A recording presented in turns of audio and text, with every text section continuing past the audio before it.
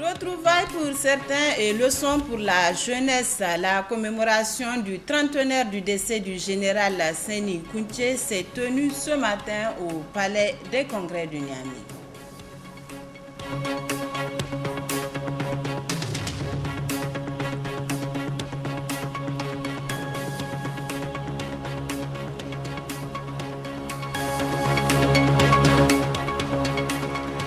Le comité directeur de l'Union des scolaires nigériens a ouvert le deuxième congrès électif de son bureau exécutif à Agadez.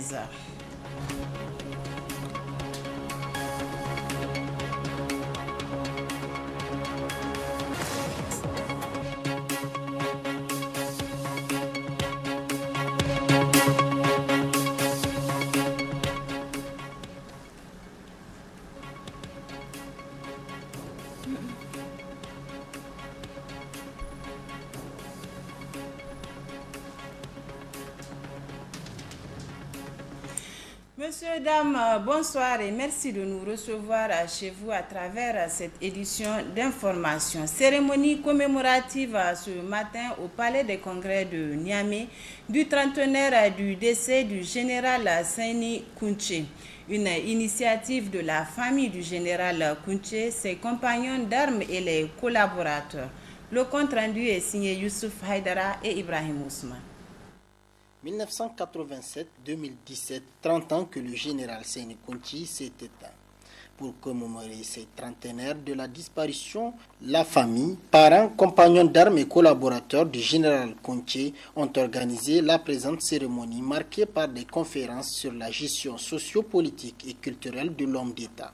Le premier conférencier, c'est l'ambassadeur Sandi, qui a mis l'accent sur vraiment les grands moments de la diplomatie nigérien et les grands actes que le président Kunche a eu à prendre dans le cadre donc, de la mise en œuvre de la politique étrangère du Niger. Nous avons également le journaliste et ministre Haroun Nyandou qui a fait un exposé sur la jeunesse, la culture et le sport. Il a surtout mis l'accent sur les festivals de la jeunesse et le rôle joué par la société de développement. Moi, mon intervention a porté sur un aspect que les Nigériens connaissent bien, le rôle que le président Kunche a joué dans la tentative de mise en œuvre d'une politique de suffisance alimentaire. Pour les participants à cette cérémonie commémorative, les différents témoignages et conférences ont été très édifiants sur la vie du général Kunche. Le témoignage que nous avons suivi dans le film nous a achevé de nous convaincre qu'on avait eu affaire à un homme intègre, un homme propre, un homme qui avait la foi dans ce qu'il fait.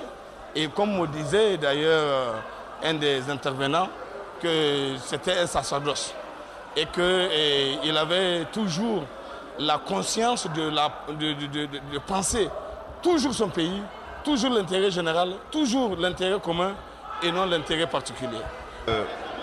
Nous venons de faire un merveilleux voyage dans le temps pour découvrir avec les témoins les plus autorisés qui fut le général Seni Kunche, quelles avaient été ses œuvres et pourquoi 30 ans après sa disparition son souvenir reste vivant dans les esprits. Je crois que la réponse est évidente. C'est tout simplement parce qu'il fut un dirigeant qui avait toujours su mettre son pays, le Niger, en avant. Après une séance de vidéoprojection sur les témoignages des contemporains du général, les participants ont eu droit à une visite guidée sur les photos exposées qui retracent la vie du général Seni Kunche. L'irrégularité et la non-conformité de certaines pharmacies a conduit le ministre en charge de la santé publique à fermer ses établissements pharmaceutiques. Une décision qui ne laisse pas les professionnels du domaine indifférents. Le commentaire avec Kassassi Ibrahim et Omar Boukari. Le non-respect de la réglementation, de la législation et des procédures d'ouverture des établissements sanitaires privés a conduit le ministre en charge de la santé publique à autoriser la fermeture de certaines pharmacies et cliniques. De ces inspections ont découlé plusieurs mesures, à savoir 36 notifications, dont 14 fermetures immédiates et 22 mises en demeure de régularisation des situations administratives adressées aux promoteurs par le ministre de la Santé publique ou par les gouverneurs de Niamey et de Dosso. Pour mettre l'ordre dans ce secteur, le président du syndicat des pharmaciens, Symphanie, pense que le ministre doit commencer avec ceux qui sont dans l'informel, plus précisément les vendeurs ambulants. La même loi qu'on applique, qui est la loi pharmaceutique, dit que si une pharmacie s'installe dans une localité, le dépôt pharmaceutique devient caduc. Aujourd'hui à Zender, nous avons 3 officines installées par l'État, par le ministère de la Santé. En même temps, à Zender, il y a 40 officines, il y a 40 dépôts illégaux qui ne sont pas fermés aujourd'hui, à la date d'aujourd'hui. Nous aurions souhaité que ces dépôts-là aussi soient fermés parce qu'on applique la loi. On ne peut pas appliquer la loi à ceux qui sont formels, à ceux qui sont dans le domaine formel et laisser aussi ceux qui sont mal installés, comme les dépôts. En Maradi, c'est pareil. Il y a les kiosques aux alentours de tous les hôpitaux. Je vous invite à aller faire le constat. Lors de son intervention, le ministre Idi Ilyas Meinassara a déploré la variation des prix pharmaceutiques, une inquiétude que partagent certains citoyens. D'abord pour les médicaments, vraiment avant, ça coûte plus moins cher que maintenant. Parce qu'avant, il n'y avait que les pharmacies de l'État. Bon, maintenant, il y a beaucoup de pharmacies privées. Les autres sont vraiment tolérables, les autres coûtent très très cher. On prend un exemple, et un sérum glucosé. Dans certaines pharmacies, vous allez trouver ça à 600. Dans d'autres, vous allez trouver ça à 850, 880. Selon Dr Aliou Amadou Mega, la variété des prix de médicaments de pharmacie en pharmacie s'explique par plusieurs raisons. On est confronté à un problème dans le circuit du médicament.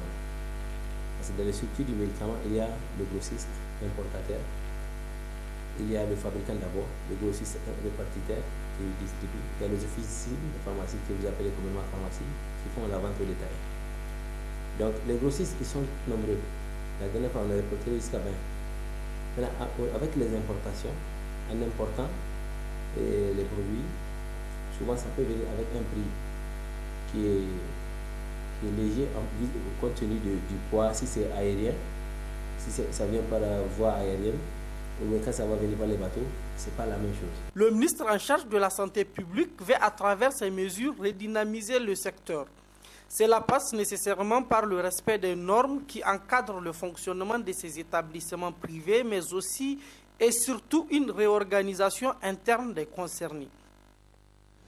Le ministre du Commerce et de la Promotion du secteur privé a quant à lui animé ce matin un point de presse à son cabinet. Objectif, faire le point du rapport Doing Business 2018 de la Banque mondiale sur le climat des affaires. Un rapport qui classe le Niger 144e sur 190 pays. Le point avec Boubacar Amadou et Ibrahim Amadou.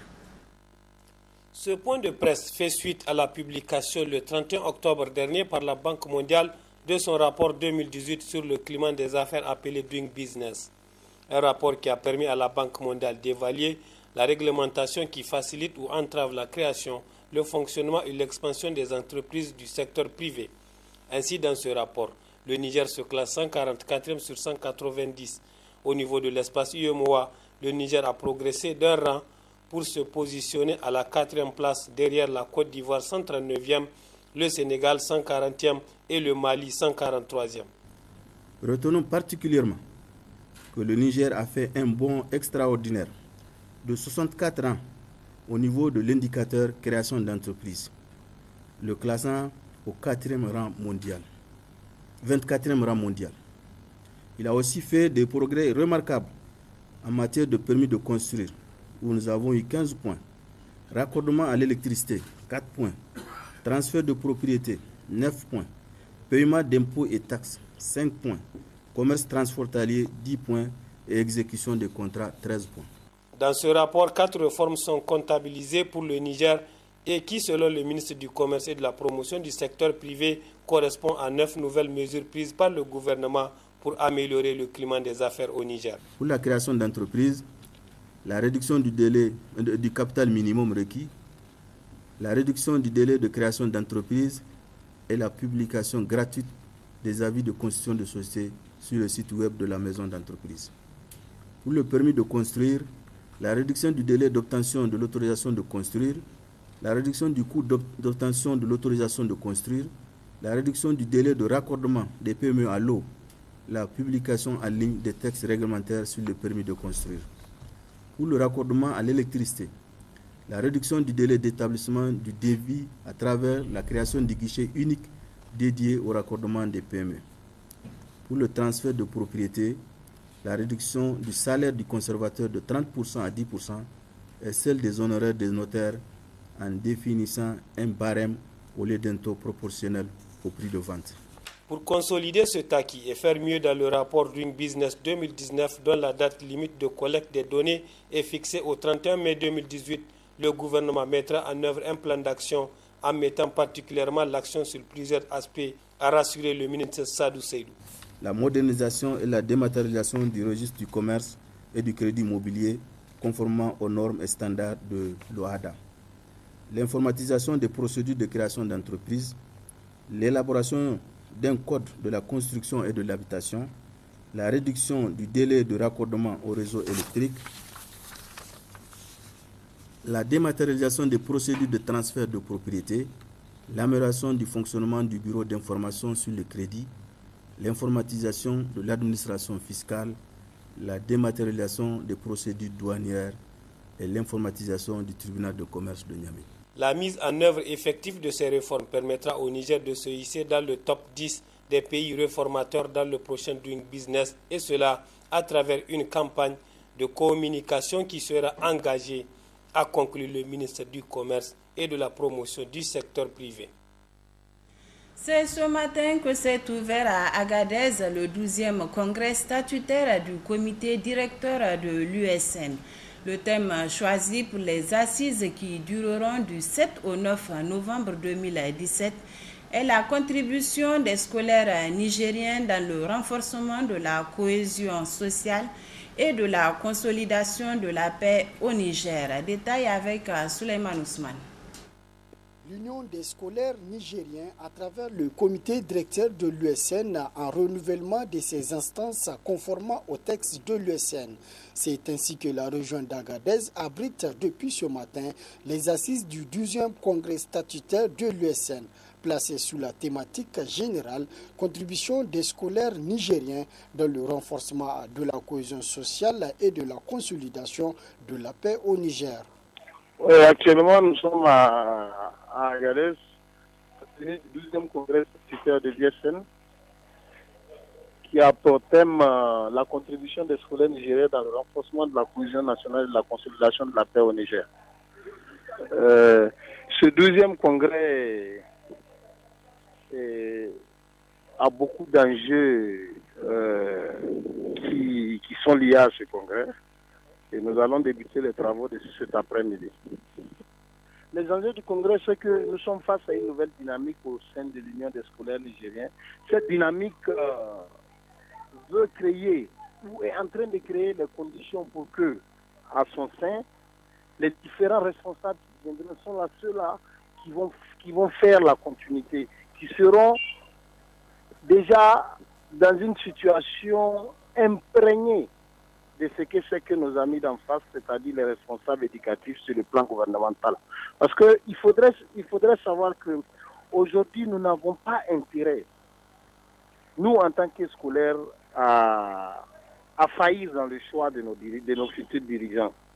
Et au poste du secrétariat général ou à tous les autres postes, aucune candidature n'a encore été enregistrée. Nous sommes d'abord... Il faudrait rappeler, M. Souleymane, qu'une erreur est en train de se faire par rapport à cette question de quelle candidature a été enregistrée, quelle candidature a été enregistrée. Je crois que nous sommes à un congrès de l'USN. Et un congrès de l'USN signifie d'abord des travaux par rapport à la destinée de cette organisation-là, par rapport au texte de cette organisation, par rapport à tous les mots qui la minent. Et l'Assemblée générale élective n'est qu'une composante de ce congrès-là. Et nous avons constaté que tout celui vraiment des médias ne parle que de la question élective. Pour moi, j'aurais plutôt voulu que vous me demandiez quelles sont les différentes orientations en matière revendicative que l'USN compte prendre par rapport à ce qui est actuellement dans le cas des revendications des scolaires. Prévu du 7 au 9 novembre 2017 à Agadez, ce 12e congrès statutaire de l'USN se tient dans un contexte de revendication ainsi que de plusieurs autres préoccupations qui restent toujours sans solutionner. À tout cela s'ajoute la crise qui sévit au sein de certaines sections de l'USN. Ce congrès permettra aussi aux scolaires nigériens d'échanger et de débattre sur plusieurs préoccupations des scolaires, faire des propositions ainsi que des perspectives d'avenir pour davantage crédibiliser le cadre organisationnel de l'USN, mais également de mettre en place un nouveau bureau pour un mandat de 2 ans. Mais déjà dans les coulisses, on annonce les candidatures au poste du secrétaire général de l'USN, les camarades Nassirou Moukaila, ancien secrétaire général de l'UEPTN, Samaïla Malan, ancien secrétaire général de l'ONU et Algabit Adré. De son côté, le bureau exécutif de l'Union syndicale progressiste des travailleurs a publié un communiqué de presse.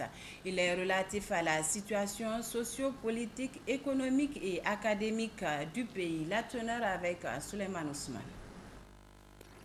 Ce point de presse fait suite à la publication le 31 octobre dernier par la Banque mondiale de son rapport 2018 sur le climat des affaires appelé Doing Business. Un rapport qui a permis à la Banque mondiale d'évaluer la réglementation qui facilite ou entrave la création, le fonctionnement et l'expansion des entreprises du secteur privé. Ainsi, dans ce rapport, le Niger se classe 144e sur 190. Au niveau de l'espace UEMOA, le Niger a progressé d'un rang pour se positionner à la 4e place derrière la Côte d'Ivoire 139e, le Sénégal 140e et le Mali 143e. Retenons particulièrement que le Niger a fait un bond extraordinaire de 64 ans au niveau de l'indicateur création d'entreprises, le classant au 4e rang mondial, 24e rang mondial. Il a aussi fait des progrès remarquables en matière de permis de construire, où nous avons eu 15 points, raccordement à l'électricité, 4 points, transfert de propriété, 9 points, paiement d'impôts et taxes, 5 points, commerce transfrontalier, 10 points et exécution des contrats, 13 points. Dans ce rapport, 4 réformes sont comptabilisées pour le Niger et qui, selon le ministre du Commerce et de la Promotion du secteur privé, correspond à 9 nouvelles mesures prises par le gouvernement pour améliorer le climat des affaires au Niger. Pour la création d'entreprises, la réduction du délai du capital minimum requis, la réduction du délai de création d'entreprises et la publication gratuite des avis de constitution de société sur le site web de la maison d'entreprise. Pour le permis de construire, la réduction du délai d'obtention de l'autorisation de construire, la réduction du coût d'obtention de l'autorisation de construire, la réduction du délai de raccordement des PME à l'eau, la publication en ligne des textes réglementaires sur le permis de construire. Pour le raccordement à l'électricité, la réduction du délai d'établissement du devis à travers la création du guichet unique dédié au raccordement des PME. Pour le transfert de propriété, la réduction du salaire du conservateur de 30% à 10% et celle des honoraires des notaires en définissant un barème au lieu d'un taux proportionnel au prix de vente. Pour consolider ce acquis et faire mieux dans le rapport Doing Business 2019, dont la date limite de collecte des données est fixée au 31 mai 2018, le gouvernement mettra en œuvre un plan d'action en mettant particulièrement l'action sur plusieurs aspects, a rassuré le ministre Sadou Seydou. La modernisation et la dématérialisation du registre du commerce et du crédit immobilier conformément aux normes et standards de l'OHADA. L'informatisation des procédures de création d'entreprises, l'élaboration d'un code de la construction et de l'habitation, la réduction du délai de raccordement au réseau électrique, la dématérialisation des procédures de transfert de propriété, l'amélioration du fonctionnement du bureau d'information sur le crédit, l'informatisation de l'administration fiscale, la dématérialisation des procédures douanières et l'informatisation du tribunal de commerce de Niamey. La mise en œuvre effective de ces réformes permettra au Niger de se hisser dans le top 10 des pays réformateurs dans le prochain Doing Business, et cela à travers une campagne de communication qui sera engagée, a conclu le ministre du Commerce et de la promotion du secteur privé. La présidente de la Fondation Gourivi Meilleur a, à travers l'Association des Premières Dames et la coopération chinoise, fait un important don composé de riz, pâtes alimentaires, huile et intrants énergisants en direction des personnes vivant avec le sida dans la région de Difa. Ce don a été remis au ministre de l'Action humanitaire, lequel le fera parvenir aux bénéficiaires. Le compte rendu avec Soumana Karimou et Abdoulaye Seydou. Fidèle à sa ligne de conduite initiale qui est d'aider les personnes vulnérables au Niger, en particulier les personnes vivant avec le sida, la première dame, Madame Aïchatou Issoufou, s'est présentée ce matin au centre de Gouri Vie Meilleure de Lazare, où elle a fait un important don composé de riz, macaroni, huile et intrants énergisants destinés aux personnes vivant avec le sida de la région de Difa, où se trouvent les réfugiés de plusieurs pays. Vous savez, les personnes vivant avec le VIH ont besoin d'une alimentation assez forte pour supporter le médicament. Donc, c'est à cause de ça que nous avons pensé amener ces médicaments énergisants, cette nourriture énergisante. Le don est destiné au PVVIH. PVVIH, ça veut dire personnes vivant avec le VIH de la région de Difa. Pourquoi la région de Difa? Parce qu'à cause de la guerre, nous avons beaucoup de réfugiés qui sont venus en provenance du Tchad, du Cameroun et même Centrafrique et le Nigeria. Donc ça fait qu'il y a une forte concentration, il y a un grand besoin de nourriture pour les personnes vivant avec le VIH. Et comme je l'ai dit tout à l'heure, c'est que pour bien se soigner, il faut bien manger dans le cadre de cette maladie. Le ministre de l'Action humanitaire et de la gestion des catastrophes, très ému par ce geste combien louable, a remercié la première dame, Madame Aïchatou Issoufou, pour les multiples efforts qu'elle ne cesse de déployer. Nous vous remercions infiniment. Nous remercions la Fondation Gouri Vie Meilleure qui, à travers l'Association des Premières Dames d'Afrique et la coopération chinoise, vient de faire un don de compléments nutritionnels et alimentaires aux personnes vivant avec le VIH-Sida dans la région de Difa. Vous n'êtes pas à votre première, vous l'avez toujours fait.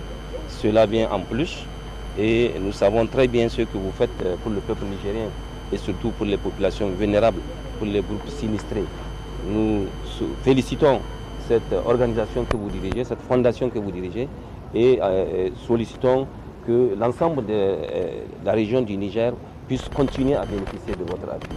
En prenant la parole à leur tour, la coordinatrice nationale de la coordination intersectorielle de lutte contre le sida au Niger, la présidente d'Europs Plus et le député de la région de Difa ont parlé le même langage, celui de remercier la première dame pour ce geste qui leur va droit au cœur, qui ira directement aux bénéficiaires.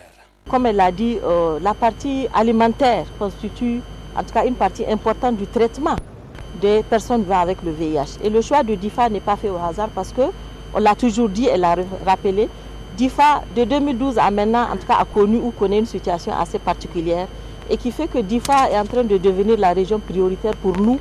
Nous remercions la Fondation Gouri Vie Meilleure pour ce geste combien louable qu'elle n'a cessé d'offrir à la région de Difa en particulier et de toutes les régions du Niger en général. Donc nous la remercions infiniment. Cette aide nous va droit au cœur. Et vraiment, nous en avons besoin beaucoup. Parce que les ARV, là, si ce n'est pas la personne qui le prend, tout celui qui dit que ça creuse là, il faut l'intéresser lui-même. À noter que ces sacs de riz, de macaroni et bidons d'huile sont un don de la Fondation Gouri Vie Meilleure. Les cartons contenant les intrants énergisants sont obtenus à travers l'Association des Premières Dames d'Afrique et la coopération chinoise. Comme je l'annonçais, le bureau exécutif de l'Union syndicale progressiste des travailleurs a publié un communiqué de presse relatif à la situation socio-politique, économique et académique du pays. La teneur avec Souleymane Ousmane. Dans son communiqué de presse en date du 6 novembre 2017, le bureau exécutif de l'Union syndicale progressiste des travailleurs du Niger USPT soutient sans réserve la grève du syndicat national des agents de santé de terrain des 7, 8 et 9 novembre 2017 pour améliorer leurs conditions d'existence menacées. Par ailleurs, le BEN USPT, attristé, déçu et révolté par la gouvernance en place qui a organisé illégalement un test de réduction de l'effectif des enseignants contractuels au lieu de revoir sa politique fondée ouvertement sur la gabegie à travers notamment la mise en place d'un parlement de 171 députés et un gouvernement de 43 ministres. Soutient par la même occasion la grève de tous les syndicats des travailleurs en présence au Niger en général. Soutient et encourage la grève de la synergie Cause Niger Sinaseb des 8 et 9 novembre 2017 en particulier. L'USPT invite l'ensemble des centrales syndicales en présence au Niger à plus de sursaut pour créer les conditions de la renaissance du syndicalisme critiqué par le peuple nigérien. Rend fier par l'action du mouvement syndical qui a conquis l'instauration d'un état de démocratie, mais très mal géré par les ennemis de classe de ce peuple depuis un quart de siècle. Enfin, le BNUSPT condamne la présence au Niger des bases militaires d'autres pays et sans l'aval du peuple à travers la représentation nationale avec des drones américains autorisés à s'armer et à tirer sur les cibles potentielles.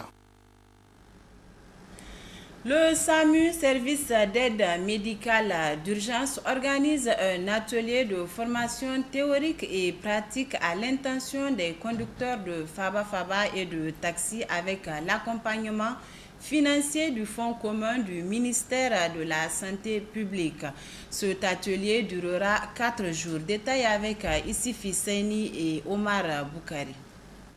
Ils sont au nombre de 100 conducteurs de taxi et de Faba qui suivent une formation au service d'aide médicale d'urgence du Niger, SAMU, sur le secourisme en cas d'accident et la prise en charge spontanée des accidentés. Selon le directeur du SAMU, Dr Karagi Suleiman, cette session de formation est capitale pour ces conducteurs. Il s'agit d'une séance de formation au premier secours de conducteurs de taxi, de conducteurs également de minibus, communément appelés Faba, et de certains conducteurs de bus. Donc il y a 2 objectifs principaux assignés à cette formation. C'est d'abord globalement assimiler les gestes de premier secours, c'est-à-dire les premiers gestes à faire en urgence lorsqu'on est devant un problème d'accident ou de maladie, problème auquel ils sont régulièrement confrontés. Le deuxième aspect de la formation, c'est la connaissance de ce qu'on appelle la chaîne de secours. Parce qu'il ne s'agit pas de secourir juste simplement les victimes, il s'agit de leur faire bénéficier de toute la chaîne de secours. C'est-à-dire, après les premiers soins apportés, savoir comment appeler les services de secours. La directrice qui s'occupe de l'organisation des soins au ministère de la Santé publique, Mme Sourgia Mariama, salue quant à elle cette initiative de SAMU qui organise périodiquement chaque année ces genres de formation. Effectivement, c'est une bonne chose parce que ces genres de formation permettent au SAMU vraiment d'atteindre ses objectifs et sa mission. À travers ces missions, le SAMU, à travers donc ces genres de formation, le SAMU procède à la formation d'un maximum de personnes en leur apprenant les premiers soins, les premiers gestes à apporter en cas d'accident. Donc ces premiers gestes permettent réellement de faciliter la prise en charge au SAMU. Or, vous le savez très bien, le pronostic dépend de comment la prise en charge a été faite initialement. Selon Mme Lamine, la formation se déroule très bien et les apprenants assimilent sans grande difficulté vu la manière participative utilisée par l'équipe des formateurs. Ça passe bien. Maintenant, on a passé aux choses théoriques. Maintenant, c'est les pratiques qu'on est en train de faire pour voir si les gens ont très bien compris. Si la personne n'a pas compris, il reprend jusqu'à ce qu'il assimile bien les choses. Durant 4 jours, ces conducteurs recevront un renforcement en médecine d'urgence et de catastrophe. Depuis sa création, SAMU Niger a toujours été aux côtés des citoyens dans la régulation des appels d'aide médicale urgente, la prise en charge préhospitalière des urgences, la couverture des grands événements et la participation au plan de secours, entre autres. Du sport à présent dans cette édition. Ouverture cet après-midi à l'Académie des arts martiaux de Niamey d'un stage d'entraîneurs de clubs et des animateurs des centres de volleyball. Organisé par la Fédération nigérienne de volleyball en collaboration avec l'instance mondiale de la discipline. Le stage durera 5 jours et permettra aux techniciens nigériens d'approfondir leurs connaissances. Ablaziz Mamadou et Ablaziz Jibrila pour le point. La Fédération nigérienne de volleyball s'est engagée malgré les difficultés du moment à élever le niveau de l'encadrement technique en vue de faire face aux défis majeurs des équipes nationales. C'est dans ce cadre que se tient le présent stage d'entraîneurs de clubs et des animateurs des centres de volleyball. C'est dans le cadre du programme de la Fédération nigérienne de volleyball. Volet renforcement des capacités des encadreurs, entraîneurs et animateurs des centres de volleyball au Niger. C'est une sélection d'entraîneurs parce qu'à Niamey, nous regorgeons des entraîneurs des clubs et des entraîneurs des centres. C'est dans un premier temps le souci de commencer par un encadrement pilote, si je peux le dire ainsi, avant d'ouvrir, parce que vous savez, les difficultés du moment nous amènent à rétrécir cette activité en passant par paliers. Donc on a jugé utile de commencer par les entraîneurs de Niamey et dans la perspective de poursuivre ce travail à l'intérieur du pays. Ce présent stage sera animé par l'expert et instructeur de la Fédération internationale de volleyball, Amar Abdulkader, qui a invité les stagiaires à être attentifs pour en tirer un grand profit. La KVB m'ayant désigné, je n'ai pas hésité un seul moment à répondre positivement, quels que soient mes empêchements et mes engagements par ailleurs, afin de venir contribuer un tant soit peu au développement du volleyball africain. Je suis sûr qu'au cours de ces 4 jours, nous allons bénéficier mutuellement des connaissances, aussi bien de mon côté que du vôtre, pour essayer d'élever le niveau du volleyball nigérien et du volleyball africain en même temps. J'espère que vous serez à l'écoute, attentif, productif et positif. N'hésitez pas de poser toutes les questions qui vous passent à l'esprit. N'hésitez pas de profiter de mon court séjour qui me permettra d'être à votre écoute pendant ces 4 journées, quel que soit le moment et quel que soit le thème abordé. Et je souhaite à la fin bon stage et encore une fois, merci à tous les représentants de la presse. Du 20 au 26, l'équipe nationale junior en hommes et en dames du Niger affronteront leurs homologues de la zone 3 ici même à Niamey.